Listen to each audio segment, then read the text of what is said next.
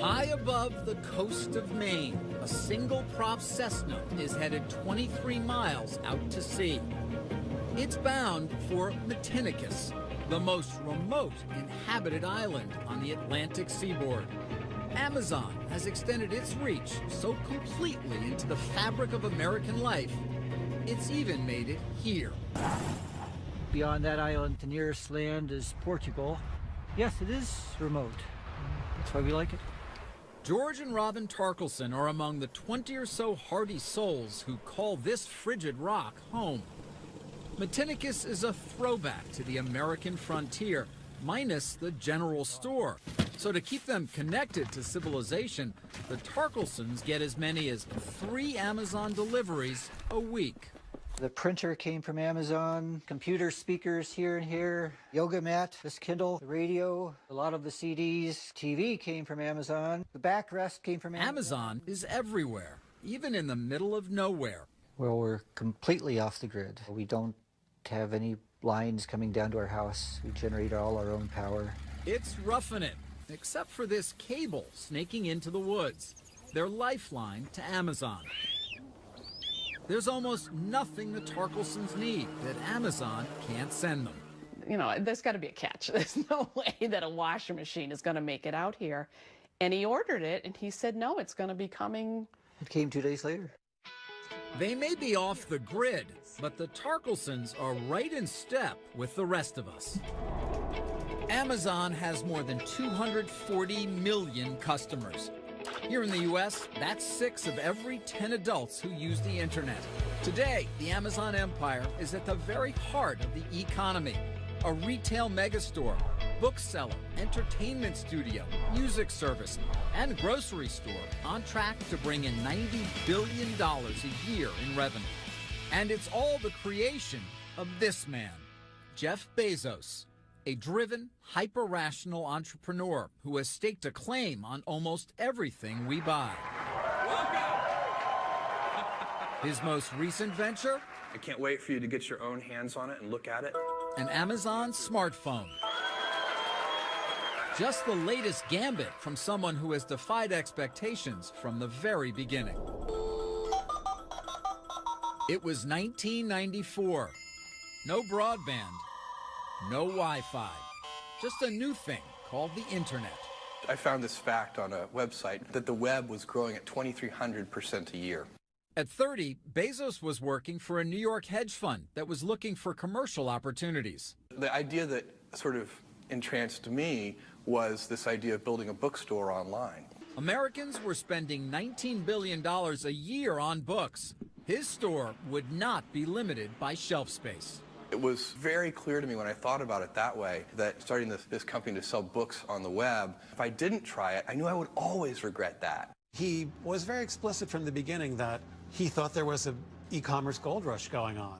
Bezos hired James Marcus to write book reviews in 1996. He constantly would say that brands are like quick-drying cement and that Amazon could not be permanently identified as a bookstore only. So that just led to this kind of frantic rush into every conceivable area of e-commerce. Amazon went public in 1997. By 2001, the dot-com bust had claimed its victims. Bezos emerged a survivor thanks to layoffs, cost-cutting, and a single mantra he's repeated for years. I believe that if you can focus obsessively enough on customer experience, focused on the customer experience, making sure we do a great job for customers. We try to make the best service we can, something that we hope customers will love, and then customers choose. Today, Amazon sales are well below Walmart's, but it sells more stuff online than its 12 closest competitors combined, including some items brick-and-mortar stores would never sell.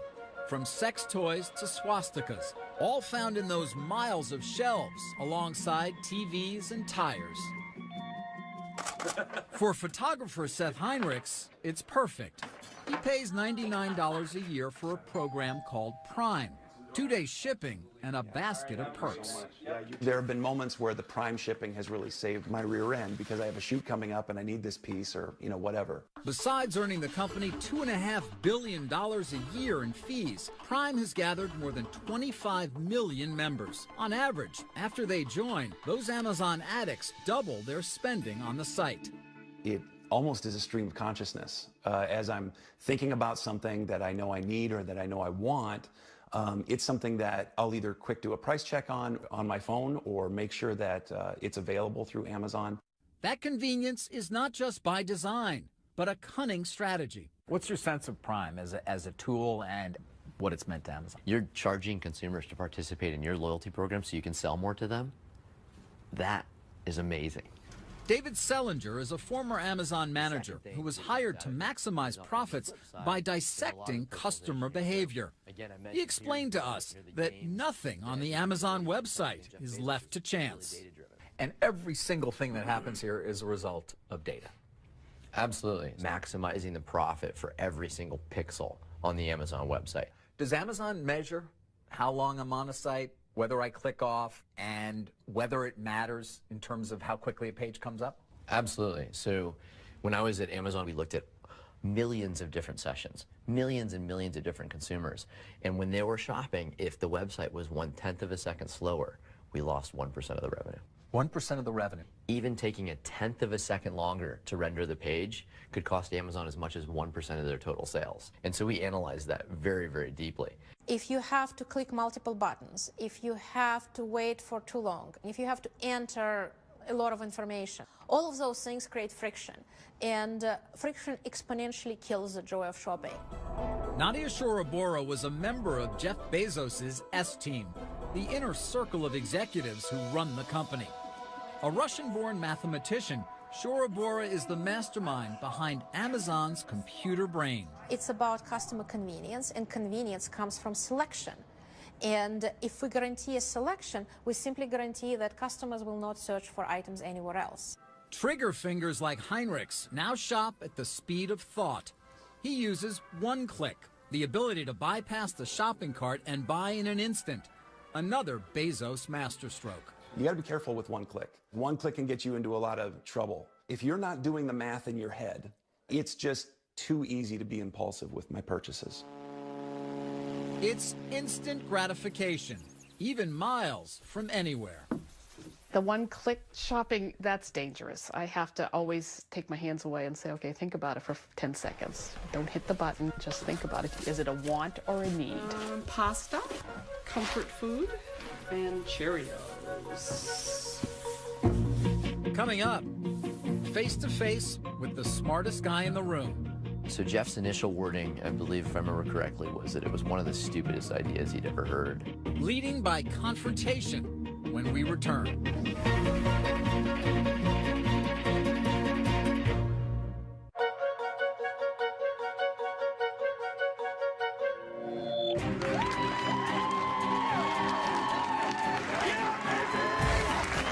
Behind one of the most ambitious companies in the world is a man who is at once famous, but not well known.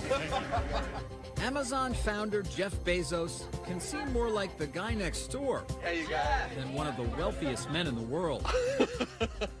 There's the casual demeanor, the goofy personality, and that laugh that even he admits is unmistakable. I can't help but laugh. There was a time when my brother and sister would not go see a movie with me. It was too embarrassing. So I'm long used to this kind of abuse. Hey, Carl. Good. How's it going? But don't be fooled. Beneath the disarming exterior is one of the most cerebral, determined, and calculating business leaders ever. Bezos is a uniquely driven individual who's changed the world, and we need to know where he came from and what makes him tick. Author Brad Stone spent years studying Bezos for his book, The Everything Store. What's he like in the workplace? Well, first I'll say that public Jeff Bezos is a lot different than the Bezos that the world doesn't see. And of course, that's not surprising. But, you know, Jeff talking to the press or speaking in public is, as with all things, very strategic. We wanted to speak with Jeff Bezos for this documentary, but both he and Amazon declined any participation in our story. In some cases, Amazon also instructed its business associates not to speak with us. But many former company executives did talk. It's those conversations, as well as past interviews with Bezos, that help paint the picture. Do you recall your first conversation with Bezos? I very markedly remember my first conversation with Jeff Bezos. There are very few people that have met Jeff that don't remember their first conversation with him. David Selinger joined Amazon as a data mining expert in 2003 and today runs his own research firm. I felt somewhat intellectually intimidated by him, to be honest with you. He was just so smart and so driven and so confident in himself that sometimes it felt like I was getting squished out of the room. One of Selinger's proposals was to sell advertising on the Amazon homepage, but Bezos wasn't buying it. Yeah, so Jeff's initial wording, I believe, if I remember correctly, was that it was one of the stupidest ideas he'd ever heard.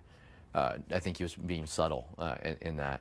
And so my team actually built a model that was able to predict how much profit we would generate from it and whether it would affect consumers negatively. So he takes a look at it, and then he's perhaps more of a believer, or at least willing to take a shot. What I really respect about Jeff in that moment, this is probably the seminal moment in my career, to be totally frank with you. The seminal moment in your career? Absolutely. Why? Because you're sitting across from a billionaire, and the billionaire tells you that he thinks your idea is stupid, but he's still willing to do it. How often have we had a chance to do that any time in our lives? To turn and sway the tide of somebody smarter, more experienced, and certainly more powerful than we are. On an overcast Seattle afternoon, we spoke with two former Amazon executives. So this was about 2000 is when we actually moved into this building. Okay. John Rossman and Randy Miller.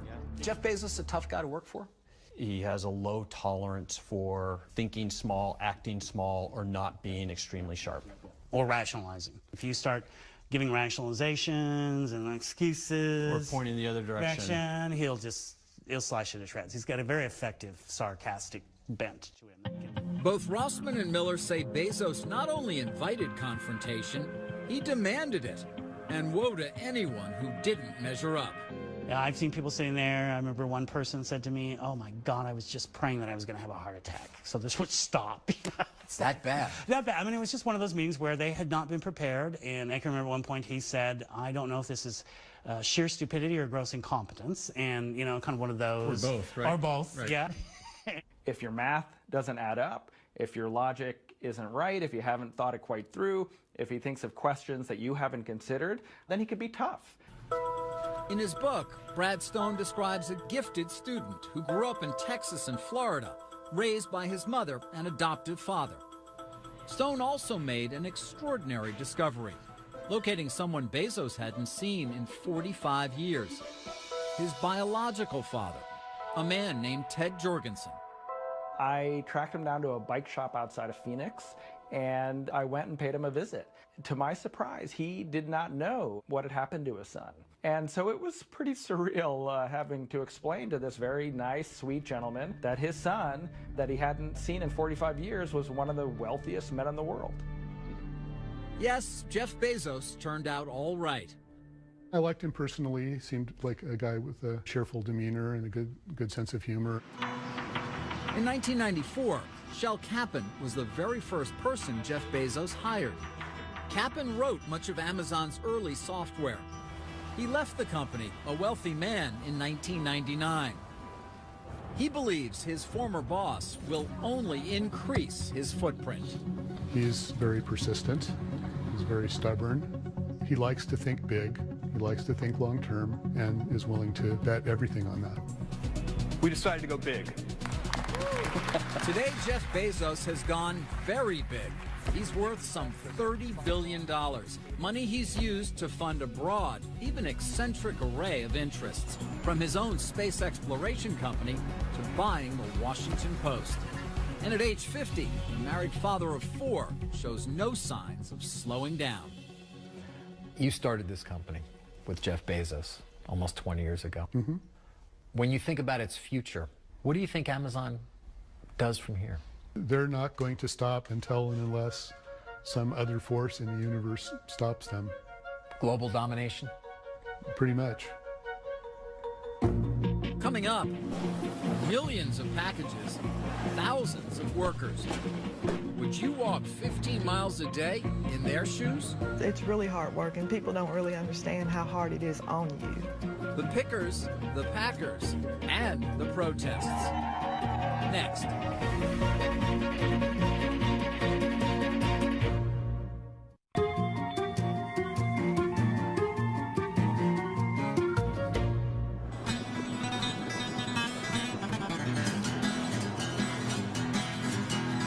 If you're wondering how those Amazon packages get to you so quickly and who's behind it, you can start with a visit to a town like Campbellsville, Kentucky. Population 11,000. It's a place where you can find Amazon workers in the pews and at the pulpit. Amazon is a great force here in the community.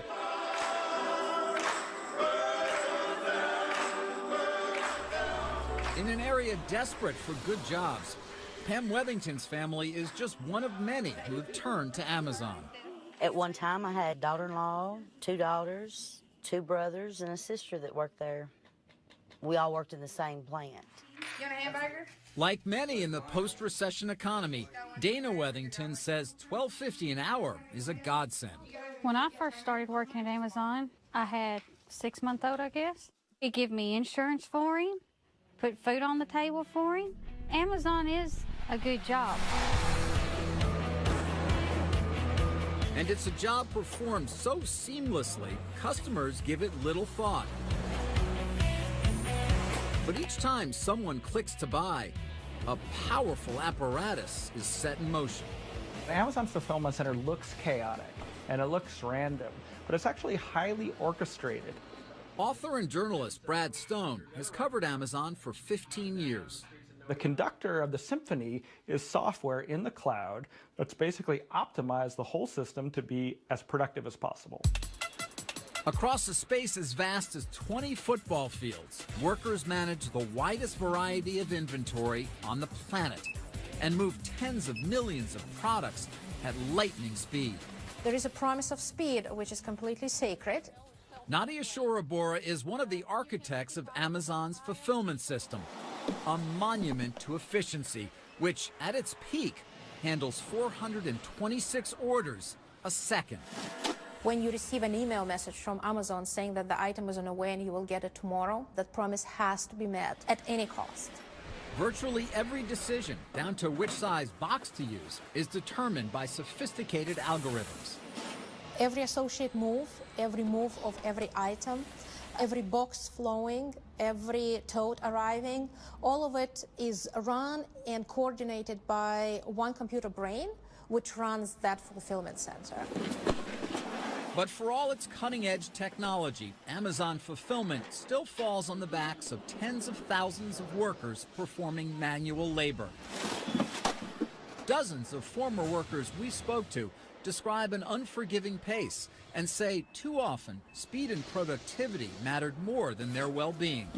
I saw people last anywhere from a few days to maybe a month.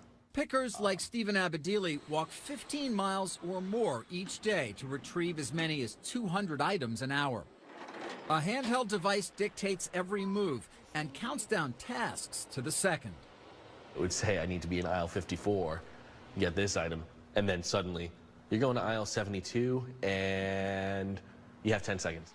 Abedili struggled to keep up and, like many, was eventually let go. I would get out of work, get home, and sit on the couch, and my body would just quit on me right then. You're a guy in your early 20s. Yeah. And you're still wiped out. I was dead at the end of the day. The job also took its toll on Kay Johnson, a top performer who often packed more than 1,800 items a day. She left the company after 7 years and won a workers' compensation claim against it. My knees, my back, my hands, they're never going to be the same anymore. All because of Amazon, you know. But others had a good experience. I love the job. Loved the job. I loved being with the people. I mean, Doc Kane was a manager in Pennsylvania. He says the demands on workers are all in service to the customer. If things are slow in pick, it slows down pack, which slows down everything going out the door, which means you don't get your prime order on time. Warehouse work anywhere can be grueling.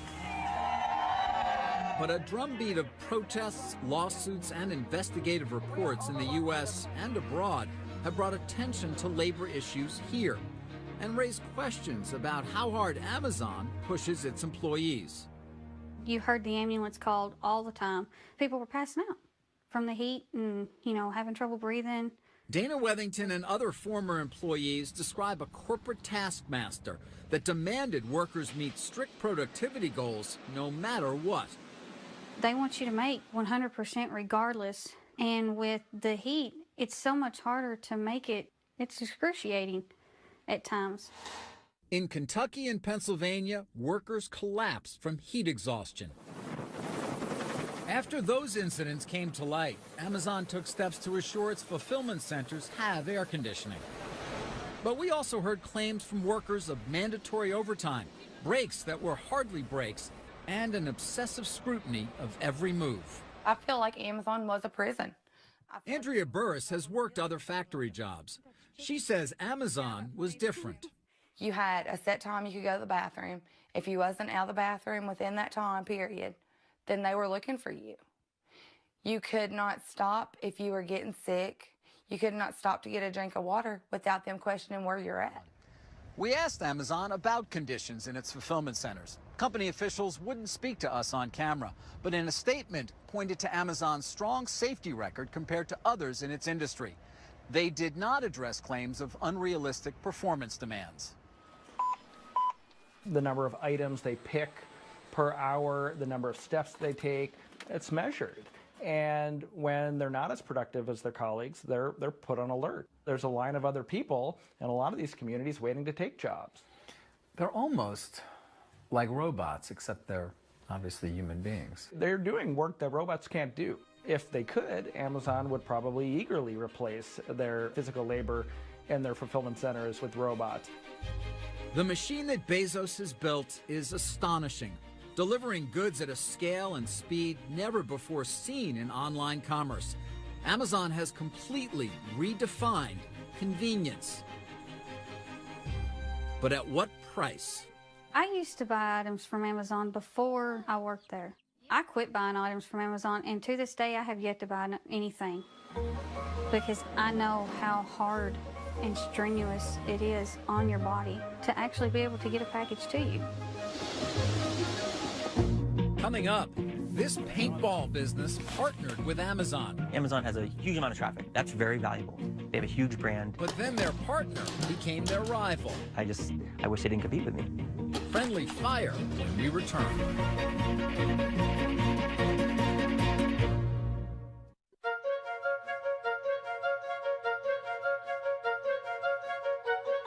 Here you go, guys. Grab goggles, gentlemen, guns, air. Have fun. In paintball, you've got to stay on your toes and know your allies from your adversaries. You blue or purple? Stephen Herbert says it's the same doing business with Amazon. In terms of Amazon, do you sell to Amazon? He and his father, Steve, run 2 stores in New England called X-Fire Paintball. Let me grab this one out of your hand. They've been in business for 15 years, but lately they've gotten a lot busier, thanks to Amazon. Amazon offers an awful lot. They offer a great marketplace. Their name is well known, so they have a lot of advantages for us. In 2012, they started selling their products on the site, right alongside Amazon's own inventory, reaching an audience beyond their wildest dreams. If the 2 stores represented 100% of your sales 18 months ago, before you started on Amazon, where is it now? We've got to be quadruple that. So your sales have gone up enormously. Oh, yeah.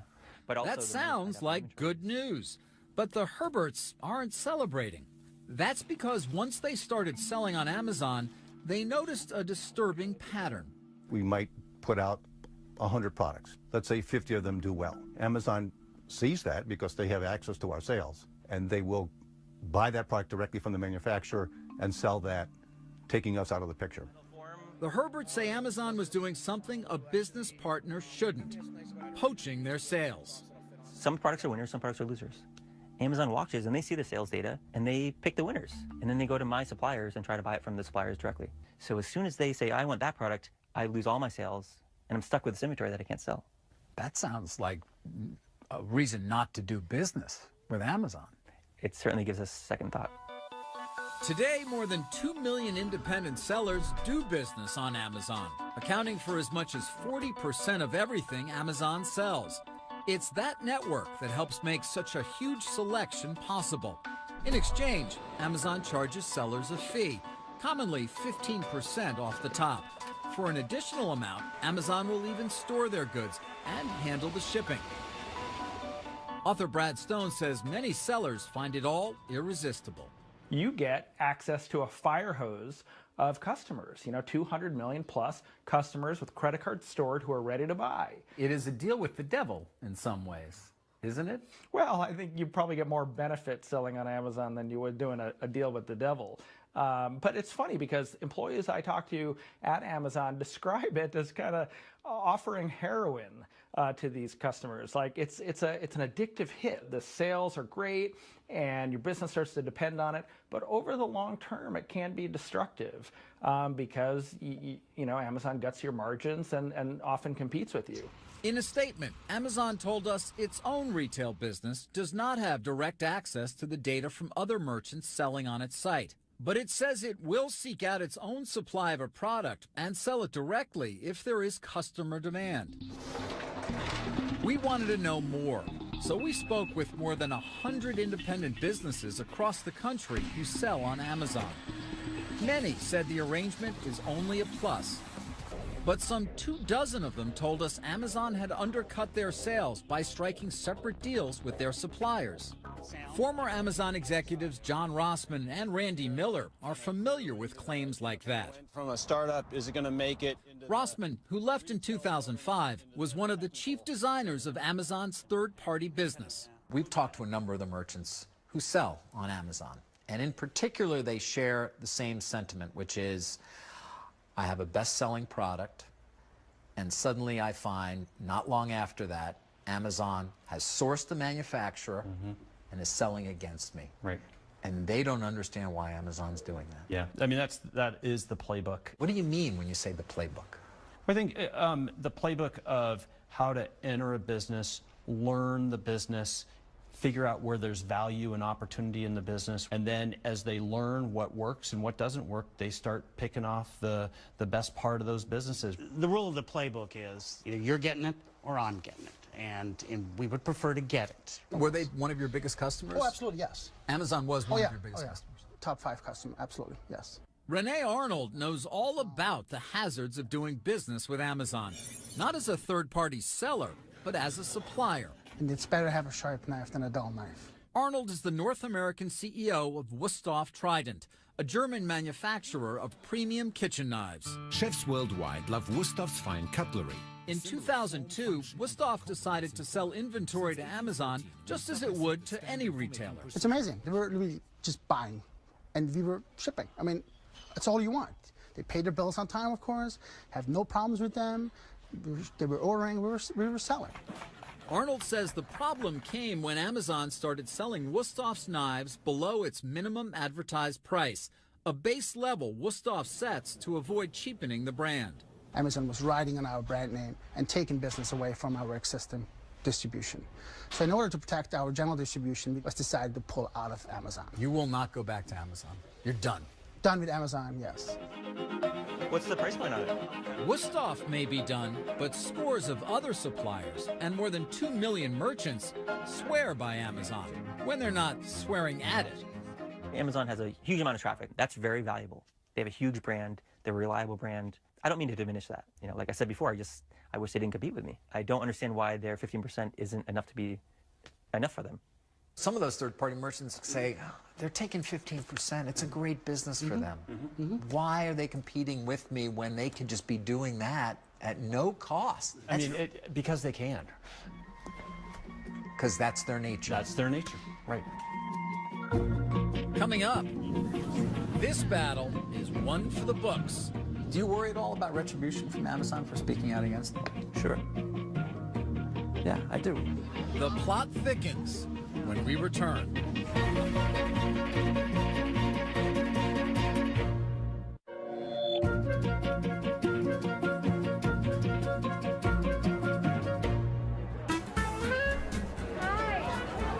Sunday in the park.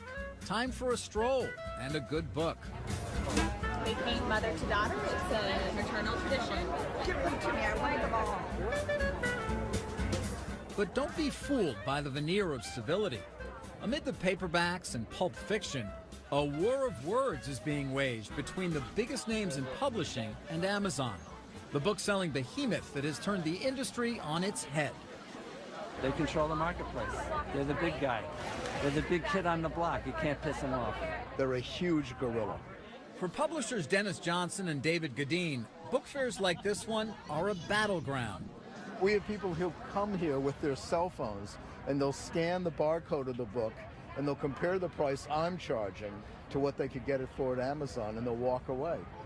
Amazon accounts for a third of both Gadeen and Johnson's sales.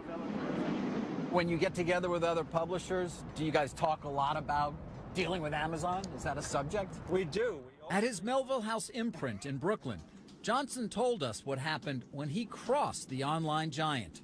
We were asked to pay additional money, which would have put them getting a total discount beyond what we thought was not only workable for us, but legal. So we protested and refused to pay it. And what happened? Our books were pulled off of Amazon until we did pay it. And you continue to pay it, I guess, to this day? Yes, we haven't really disputed that since then. We can't afford not to have our books on Amazon. It's no longer just the talk of the industry. The battle has spilled onto the front pages. Well, I'll tell you what, Amazon, I have got a little package for you right here. Okay. When Amazon made it harder to buy books from the publisher Hachette, one of its authors, Stephen Colbert, let him have it. Wait a second. Here it is. So watch out, Bezos, because this means war. Amazon is bombing the cities. You know, they're attacking, and the publishers are just kind of sitting back there and being shelled and going, what can we do? James Patterson is among the best-selling writers of all time. I have an idea pile here somewhere. I don't know and one of Hachette's biggest guns. I think books are important. Stephen King thinks books are important. J.K. Rowling thinks books are important, which is why all of those people are speaking up now and going, hey, Amazon, please, this is not the toilet paper industry. These are books. Are your sales going to be hurt as a result of this dispute? Absolutely. They are being hurt right now, of course. And there's a lot more to come? One would think that they're not just attacking Hachette. You got to believe that Random House and Simon & Schuster and whatever are next. We need to think about this because they are so powerful. Amazon told us that, like all retailers, it has a right to choose what inventory it stocks and on what terms. It also said it's working hard to come to a resolution with Hachette, and that when it negotiates with suppliers, it does so on behalf of customers to keep service and value high. It's just the latest controversy for a company whose growth has been dramatic. Amazon now controls more than a third of the book industry. Amazon was determined to gain market share from the beginning with loss leader pricing. James Marcus, who joined Amazon in the early days, said it's always been willing to forego profits to win customers. Right in the beginning when I was there, they kind of controversially began discounting New York Times bestsellers at 50%. Now, I think what a lot of people don't realize is that at that price, Amazon was losing money on every single one of those books. Losing money, but gaining power. After gutting brick-and-mortar retailers, publishers say Amazon can now strong-arm them for deeper discounts. You got two of the best in that series. Well, they're a very thuggish company. They don't take no for an answer. It's their way or the highway. And that's why people are afraid of them. Retail is a contact sport. No, I think there were a lot of concerns in publishing. Obviously, as we got bigger, other sellers got smaller. Former Amazon executive Randy Miller left the company in 2006. He acknowledges that Amazon bullied publishers and makes no apologies. Well, the power went to Amazon, didn't it, to a certain extent? Yes, it did. And Amazon always seems to press its advantage. Yeah, well, that's the handbook. It's rule number 2, I think. Press your advantage. And he did.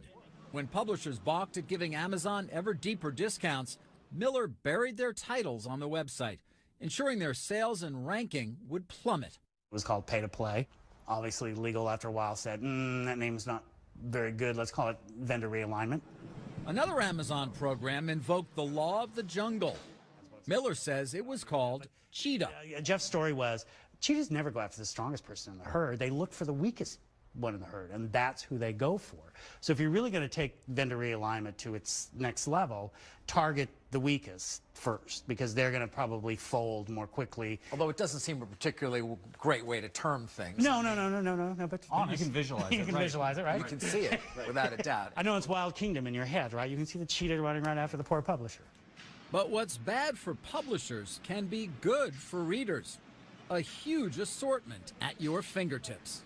Got the Kindle store, millions of books to choose from, by far the largest ebook store in the world.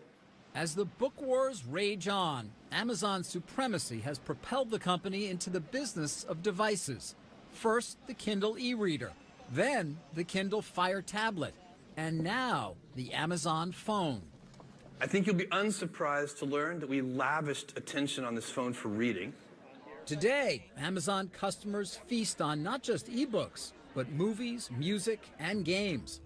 Born a bookseller, Amazon is now competing with tech giants like Apple and Google to create and distribute a world of content. All part of the infinite marketplace Bezos imagined years ago. He never thought, I'm going to just have the greatest bookstore on earth. It was cunningly chosen as a point of entry. He always envisioned this sort of planetary commercial empire, and that is what he has. Coming up, sales growing by the billions. So where are the profits? In fact, it is probably one of the least profitable retailers in the world. Waiting for Amazon's payoff when we return.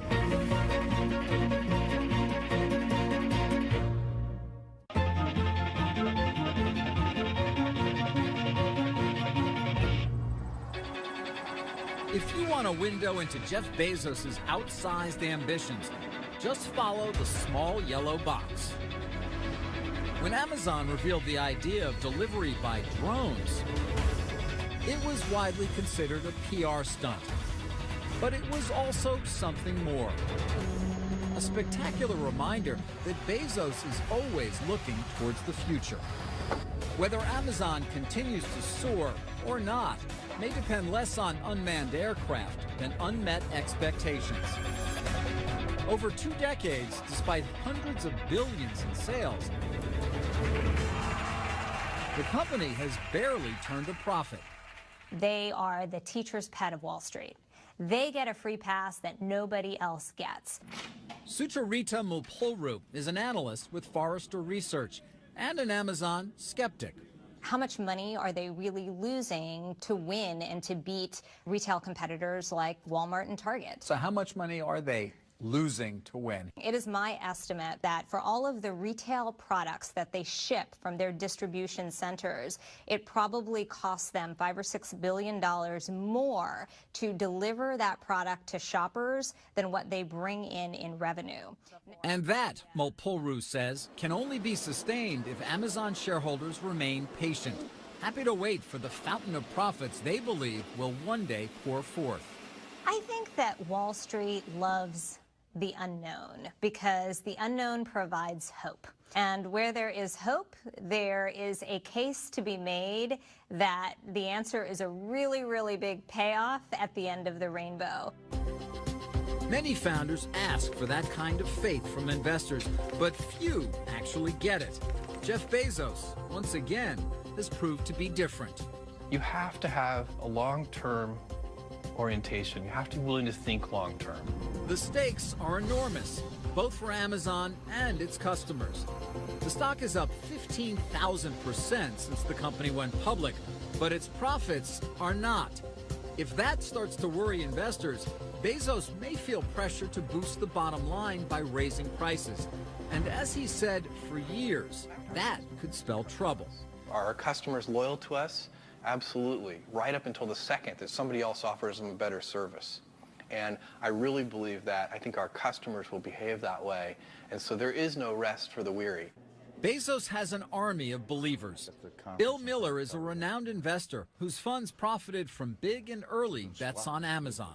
The market is clearly rewarding Amazon's operating strategy, and I believe it's rationally rewarding it. And I think that's what the skeptics are missing, that there's a good fundamental reason for it. So as long as people keep looking at Amazon by looking at earnings, they're going to get it wrong.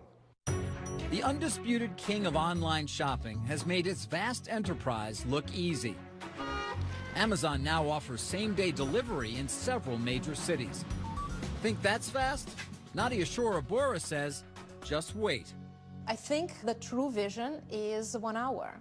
1 hour? 1 hour. That's not possible. We are going what are you going to do, drop it from a chute somewhere? I mean, we're going to have the same interview and the same conversation in 5 years, and we're going to see what happens. Whether that happens by drone or some other mind-boggling means, the point is clear. Bezos refuses to think small. You need to be able to invent. That means you need time, because invention implies trial and error, it implies failure, it implies experiments. Firefly recognizes 100 million different items. Amazon's new phone is further proof that Bezos is unafraid to challenge anyone. After upending publishing and retail, Amazon has begun its assault on the $600 billion supermarket industry. Its most promising venture may be Amazon Web Services, a cloud computing platform used by huge customers, from Netflix to the CIA. We have a culture here which is about pioneering, about inventing new things. We like to focus on the customer. We wake up in the morning in the shower thinking, how are we going to get customers to say, wow? I happen to believe that this is a great business strategy. Amazon is looking to the future with plans for a massive new headquarters in Seattle. Its billionaire founder seems as voracious as ever, disrupting industries, antagonizing the status quo, selling everything to everyone, while his company, admired and feared, extends its reach by the day. I'm David Faber.